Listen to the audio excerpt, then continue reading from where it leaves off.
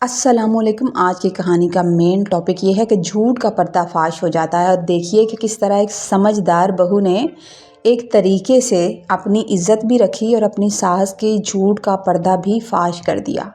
وہ کہنے لگی کہ میرے شوہر کے گھر آتے ہی کام کی رفتار اور ذمہ داریاں جیسے مجھ پر دگنی ہو جاتی تھیں، لیکن مسئلہ صرف کام کا نہیں تھا بلکہ اس ماحول کا تھا جو میرے گرد بنا دیا گیا تھا۔ جیسے ہی وہ کمرے میں قدم رکھتے، میری ساس فوراً اپنی بیماریوں کا تذکرہ چھیڑ دیتی اور اس انداز سے اپنی تکلیف بیان کرتی کہ جیسے میں ان پر بہت زیادہ ظلم کر رہی ہوں یا میں بہت بری بہو ہوں۔ ان کی باتوں سے ایسا تاثر ملتا تھا کہ میں ان کا خیال رکھنے میں کوتاہی کر رہی ہوں، حالانکہ میں دن بھر مشین کی طرح لگی رہتی تھی۔ میری بڑی نند بھی اپنے بچوں کے ساتھ مستقل وہیں ڈیرے ڈالے رہتی تھی اور اپنی والدہ کی ہمدردی کے بہانے آئے دن نئی فرمائشیں کرتی رہتی تھی۔ کبھی کہتی کہ اماں کے لیے یہ بنا دو، تو کبھی کہتی کہ اماں کے لیے وہ بنا دو۔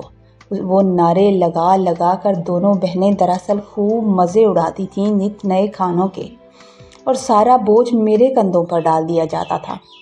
میری چھوٹی نند جوان تھی، کالج جاتی تھی، اس کا رویہ بھی کچھ مختلف نہیں تھا۔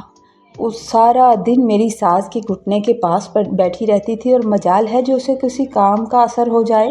میری اور ساس نے بھی کبھی بھول کر اپنی بیٹی سے یہ نہیں کہا تھا کہ بیٹی تھوڑا کام کر دو، یا بھابھی کی مدد ہی کر دو، یا اپنے لیے ہی کوئی چیز جا کر نیچے سے لے آؤ، بلکہ اوپر سے بیٹھ کر ہی مجھے آواز دی جاتی تھی۔ ایک بار تو میں نے خود چھپ کر باتیں کرتے ہوئے سنا کہ میری چھوٹی نند اپنی ماں سے کہہ رہی تھی، اماں اب آپ کے کام کرنے کے دن نہیں ہیں، آپ کو میں کام کرتے نہ دیکھوں، آپ بس آرام کیا کریں، یہ سب بھابھی کی ذمہ داری ہے۔ اس نے مزید زہر اگلتے ہوئے کہا تھا کہ ہم غریب گھر کی بہو اس لیے نہیں لائے کہ اسے بستر پر بٹھا کے کھلائیں گے، اتنا کمانے والا بھائی ہے ہمارا، اسے اس لیے غریب گھر سے لائے ہیں کہ گھر کے کاموں کے لیے اسے لایا گیا ہے۔ یہ باتیں سن کر میرا دل خون کے آنسو روتا تھا کہ آخر غریب کی بیٹی میں ضرور تھی، لیکن انسان تو تھی نا۔ میرے لیے کام کرنے کا مسئلہ نہیں تھا، میں محنتی تھی، میری ماں نے شروع سے مجھے ہر سلیقہ سکھایا تھا، لیکن مجھے ان کا رویہ دکھ دیتا تھا۔ دکھ صرف اس بات کا تھا کہ میرے شوہر کے سامنے جھوٹ بول کر یہ لوگ ہمدردیاں سمیٹتے تھے اور اس کی نظروں میں مجھے برا بنانے کی کوشش کرتے تھے، اور میرا شوہر بھی ان کی باتوں میں بالکل ویسے ہی آ جاتا تھا جیسے یہ لوگ لانے کی کوشش کرتے تھے۔ ان سب کی زیادتیوں اور اس روز روز کے ڈرامے سے میں تنگ آ کر ایک دن میں نے اپنے دل میں ایک پختہ منصوبہ تیار کر لیا۔ میں جان گئی تھی، مجھے ان کی اصلیت کا پتہ تھا کہ میں ہی قصوروار ٹھہرائی جاؤں گی۔ اس دن میری بڑی نند کی بیٹی نیچے رو رہی تھی، میں نے اسے پیار سے اٹھایا اور سیدھا اوپر چھت پر لے گئی جہاں میرا شوہر میری ساس کے پاس بیٹھا ہوا تھا۔ جیسے ہی میں ان کے قریب پہنچی، میں نے سوچا کہ آج ان کی بیماری اور کمزوری کا امتحان لوں گی۔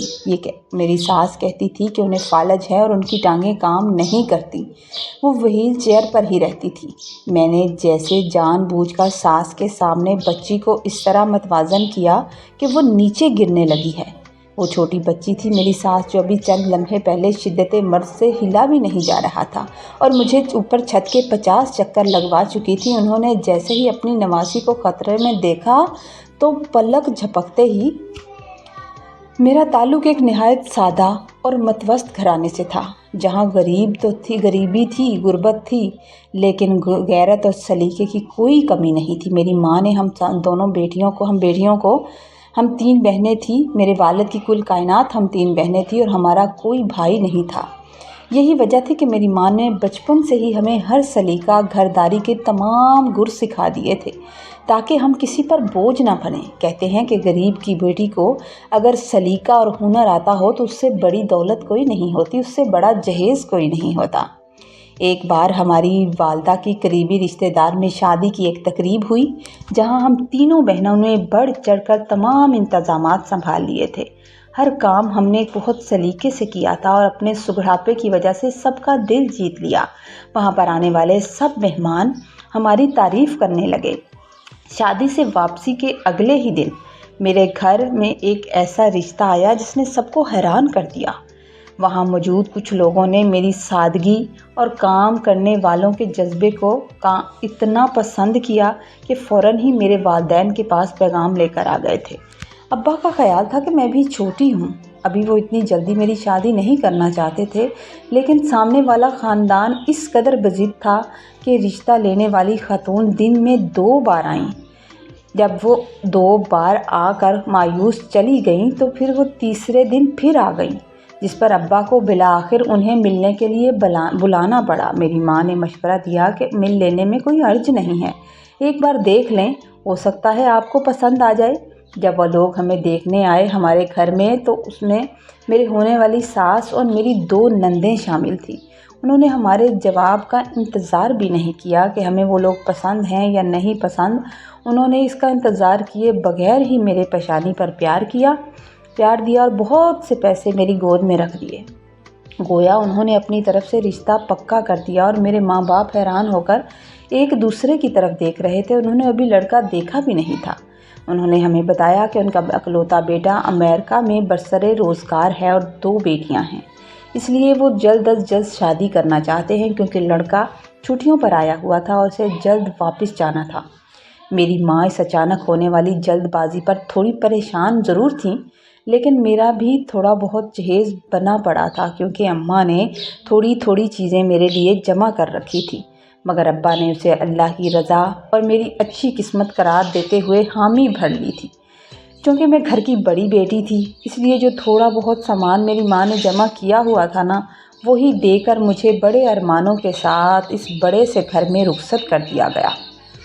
میرے شوہر کا نام اسلم تھا، جو ایک نہایت نفیس اور خاموش طبع انسان تھے۔ وہ اکثر خاموش رہتے تھے، ضرورت کے مطابق ہی بات کرتے تھے، لیکن میں نے جلد ہی یہ محسوس کر لیا کہ وہ اپنی ماں اور بہنوں کے فیصلوں کے سامنے بالکل بے بس تھے۔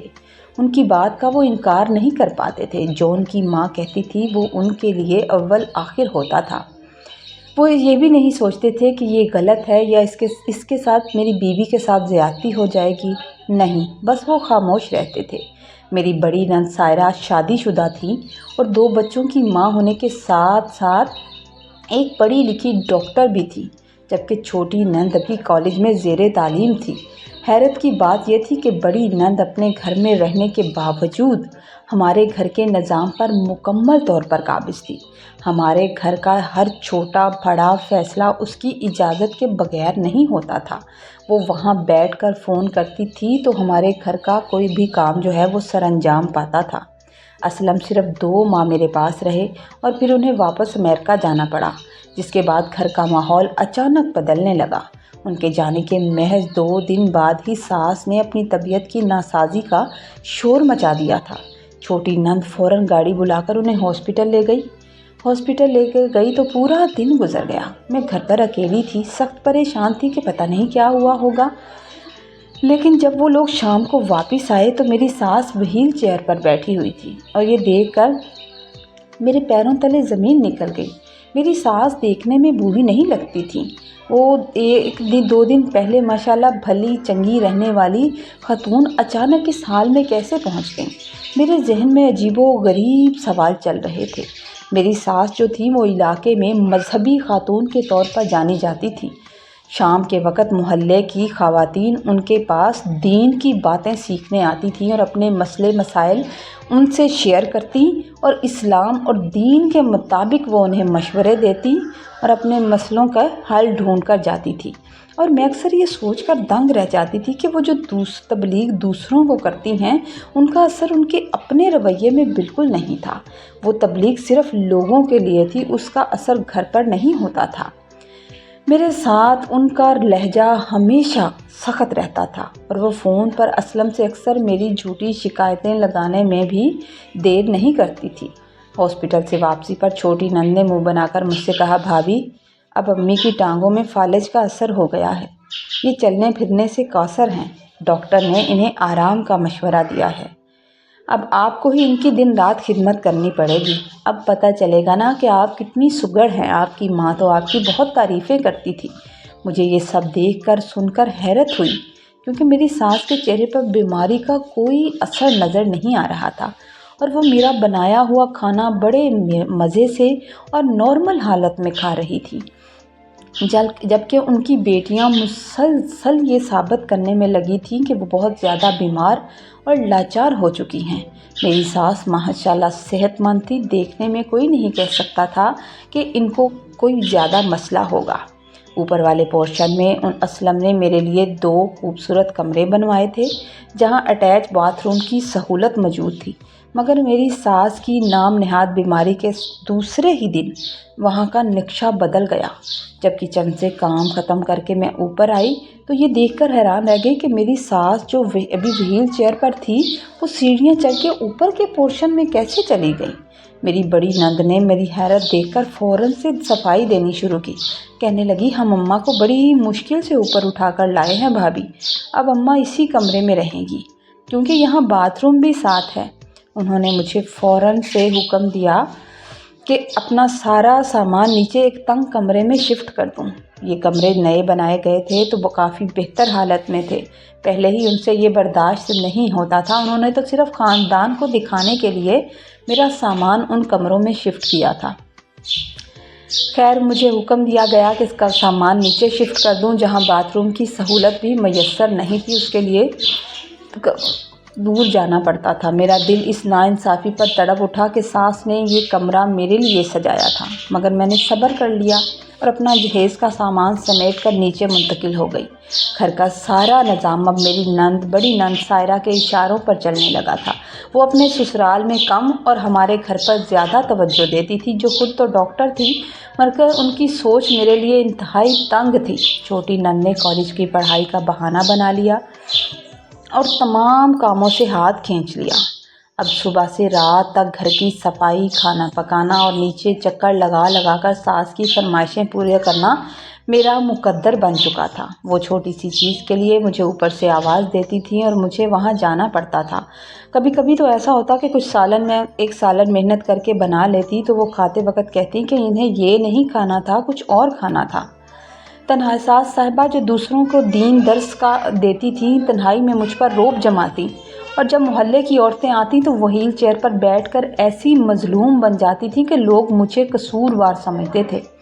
उनकी तबलीग सिर्फ दूसरों के लिए थी, क्योंकि मेरे साथ उनका रवैया किसी सूरत भी इस्लामी तालीम के मुताबिक नहीं था और वो मुसलसल मुझे नीचा दिखाने की कोशिशों में मसरूफ़ रहती थी। मैंने कई बार असलम को फ़ोन पर यह समझाने की कोशिश की कि अम्मी की बीमारी में कुछ सदाकत नहीं लगती। एक दो बार उन्हें मैंने चलकर जाते हुए देखा था, क्योंकि वो नॉर्मल तरीके से खाना भी खाती थी, और मैंने उन्हें कई बार चोरी छुपे चलते हुए भी देखा था। मगर मेरा शौहर मेरी बात सुनने को ज़रा तैयार नहीं था। वो उल्टा मुझ पर गुस्सा करते कि तुम्हें एक दीनदार और बीमार खातून के बारे में ऐसी बातें करते हुए शर्म नहीं आती? तुम मेरी माँ की खिदमत नहीं कर सकती, मत करो, पर मेरी माँ पर इल्ज़ाम तराशी मत करो। मेरी माँ कभी झूठ नहीं बोल सकती, उन्होंने हमेशा हमें दीनी तालीम सिखाई है। असलम की इस अंधी अकीदत ने सास और मेरी नंदों के हौसले मज़ीद बढ़ा दिए थे, और अब वो खुलकर मुझे हरासा करने लगी थी। वो जानती थी कि उनका बेटा मेरी किसी बात का यकीन नहीं करता। बड़ी नंद का असरो रसूख इस कदर था कि घर में पतीली चूल्हे पर रखने से पहले भी उस पर फ़ोन पर मशवरा किया जाता था, और मेरी हैसियत सिर्फ़ एक मुफ्त की मुलाजमा की रह गई थी। खैर, वक़्त गुज़रता रहा और मेरी सास की अदाकारी का ड्रामा दिन ब दिन बढ़ता रहा। जैसे ही कोई आता तो वो बीमार और लाचार बन जाती, और उनके जाते ही वो बिल्कुल हशाश फशाश नज़र आती थी। यहाँ तक कि वो उस व्हील चेयर पर बैठकर अपनी स्किन केयर भी करती थी। मोहल्ले की औरतें उनकी खिदमत करने पर मुझे खुशनसीब करार देने लगी, और आहिस्ता आहिस्ता मुझे नसीहतें भी करने लगी कि मैं उनकी खिदमत में कोई कमी ना छोड़ूं। वो अक्सर कहती थीं कि ऐसी नेक खातून की खिदमत तुम्हारी बख्शिश का ज़रिया बनेगी, और तुम तो बहुत खुशकिस्मत हो कि जिसे मौका मिला है। मगर उन्हें क्या मालूम था कि व्हील चेयर पर बैठी ये खातून पीठ पीछे मेरे ख़िलाफ़ क्या क्या साजिशें बुनती है। सास अक्सर असलम को फ़ोन पर मेरी शिकायतें लगाती कि मैं उन्हें वक्त पर दवाई नहीं देती, मैं उनसे बदतमीज़ी करती हूँ, वो मुझे आवाज़ें देती रहती हैं और मैं उनकी बात नहीं सुनती, जिसकी वजह से असलम का रवैया मेरे साथ मज़ीद तलख़ होता चला गया। मैं बिल्कुल तन्हा हो गई थी, मेरा कोई हमदर्द नहीं था। مگر مجھے یقین تھا کہ میرا اللہ میری خاموش فریاد سن رہا ہے اور ایک نہ ایک دن میرے ان کے جھوٹ کا پردہ ضرور چاک ہو کر رہے گا۔ کچھ دنوں کے بعد خوشخبری ملی کہ اسلم واپس آ رہے ہیں کچھ دنوں کی چھٹی کے لیے۔ اسلم کی واپسی کے بعد تو جیسے میری مشقت میں کئی گنا اضافہ ہو گیا تھا۔ وہ صبح اٹھتا اور ماں کے پاس بیٹھ جاتا اور ساس وہیل چیئر پر بیٹھے بیٹھے مجھے کٹ پتلی بنا دیا کرتی تھی۔ میں ابھی نیچے کچن کا کام ختم کر کے دم لینے بیٹھتی تھی کہ اوپر سے ان کی آواز آ جاتی یا فون کی گھنٹی بجنے لگتی۔ کبھی فرمائش ہوتی کہ میرے لیے اب وہ قہوہ بنا دو، تو کبھی کہا جاتا کہ میرا سر دبا دو، اور کبھی نیچے فون کیا جاتا کہ میری ٹانگوں کی مالش کر دو۔ میں سارا دن سے سیڑھیاں چڑھتے چڑھتے نڈھال ہو جاتی تھی، مگر ان کی فرمائشیں ختم ہونے کا نام نہیں لیتی تھی۔ بڑی نند ہمیشہ ہمارے گھر پر رہتی تھی اور ہر تھوڑی دیر بعد اسلم کے سامنے کوئی فرمائش کر دیتی تھی کہ میرے بچے یہ نہیں کھاتے یا میرے بچے وہ نہیں کھاتے، ان کے لیے یہ بنا دو یا وہ بنا دو۔ سارا دن بس میں انہی کاموں میں مصروف رہتی۔ بھابھی، امی کی طبیعت ٹھیک نہیں ہے، ذرا ان کے لیے خاص یخنی تو بنا دیں اور خیال رکھیے گا کہ اس میں یہ چیزیں ایڈ کرنی ہیں، اور بیچاری بہو ایک بار پھر کچن کی طرف دوڑنا پڑتا۔ میں نے محسوس کیا کہ یہ سب لوگ مجھے تھکانے اور اسلم کی نظروں میں نیچا دکھانے کی ایک سوچی سمجھی کوشش کی جاتی تھی۔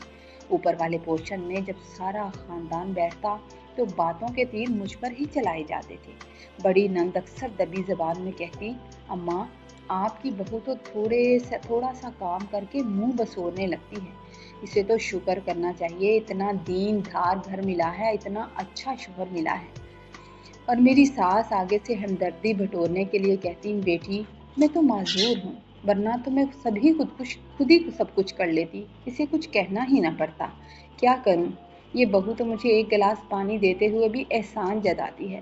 شکر ہے جب سے میرا بیٹا آیا ہے تو کچھ نہ کچھ کام کر ہی دیتی ہے اس کے سامنے اچھا بننے کے لیے۔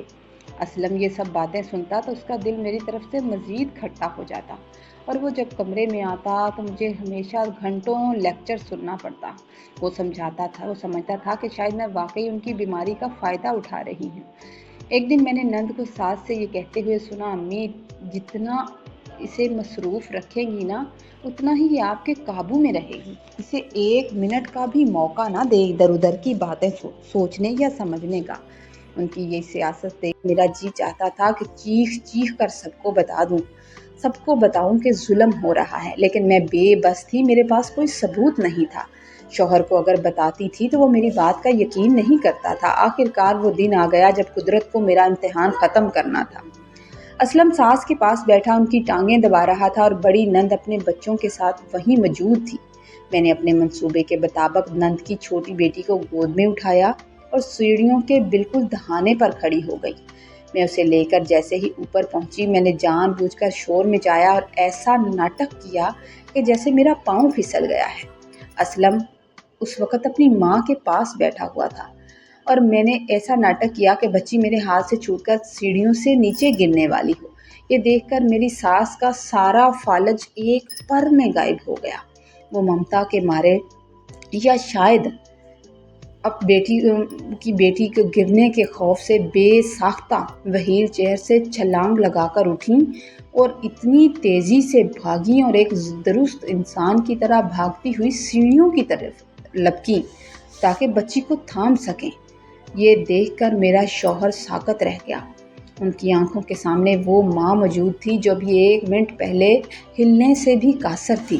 بیٹا زبردستی پاؤں نیچے کرنے کی کوشش کرتا تھا تو ان سے جوتا بھی نہیں پہنا جا رہا تھا۔ کمرے میں یہ سب دیکھ کر اچانک موت جیسی خاموشی چھا گئی تھی۔ میری ساس نے بچی کو تو پکڑ لیا، نواسی کو تھام لیا، مگر جب اس کی نظر اسلم کے غصے اور حیرت سے بھرے چہرے پر پڑی تو ان کے پاؤں پھول گئے۔ پھر انہیں اندازہ ہوا کہ انہوں نے کیا غلطی کر دی۔ اسلم نے گرج کر پوچھا، امی یہ کیا تھا؟ امی یہ کیا تماشا تھا جو ماں سیڑھیاں چڑھنے کے نام پر روتی تھی، آج ہوا کی طرح کیسے بھاگی؟ کیا آپ نے محض اس معصوم لڑکی کو خادمہ بنانے کے لیے اللہ کی دی ہوئی صحت کا جھوٹا سودا کیا؟ آپ کو ایسا نہیں کرنا چاہیے تھا ماں۔ ساس شرمندگی سے کچھ نہ بول سکی۔ جبکہ بڑی نند نے جلدی سے اسے معجزے کا رنگ دینا شروع کیا، اور تو اسلم نے اسے وہیں روک دیا۔ کہنے لگا، باجی آپ اپنے گھر جا کر اپنی سیاست چلائیں، آج کے بعد ہمارے گھر میں دخل اندازی مت کیا کریں۔ آپ میرے گھر کے معاملات میں دخل نہیں دیں گی، آپ کا گھر وہ ہے، آپ وہاں رہیں اور اپنے حساب سے اپنا گھر چلائیں، مجھے میرے حساب سے چلانے دیں۔ اسلم نے مجھ سے بھی اپنے رویے کی معافی مانگی، کیونکہ سچ اس کے سامنے ثابت ہو چکا تھا۔ جب میں بار بار اس سے کہتی تھی کہ ماں کو فالج نہیں ہے تو وہ میری بات کا یقین نہیں کرتا تھا۔ اور اوپر والا کملہ بھی مجھے واپس ملا، اور ساس کا وہ وہیل چیئر والا ڈرامہ ہمیشہ کے لیے دم توڑ گیا تھا۔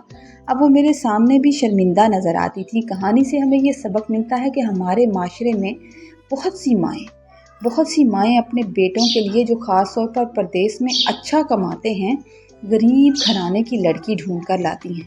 وہ صرف اس لیے غریب گھرانے کی ڈھونڈتے ہیں کہ انہیں ایک بہو نہیں بلکہ ایک مفت کی ملازمہ مل جائے، جو ان کے سامنے کبھی سر نہ اٹھا سکے، ان کی زیادتی پر بول نہ سکے۔ ان کا مقصد یہ ہوتا ہے کہ لڑکی غریب ہے تو دب کر رہے گی اور ان کے ہر جائز و ناجائز حکم کے آگے سر جھکا کر رکھے گی، یہاں تک کہ اسے قابو رکھنے کے لیے جھوٹی بیماری اور دین داری جیسے مقدس لبادے بھی اوڑھ لیے جاتے ہیں۔ لوگوں میں اب خدا کا خوف نہیں رہا۔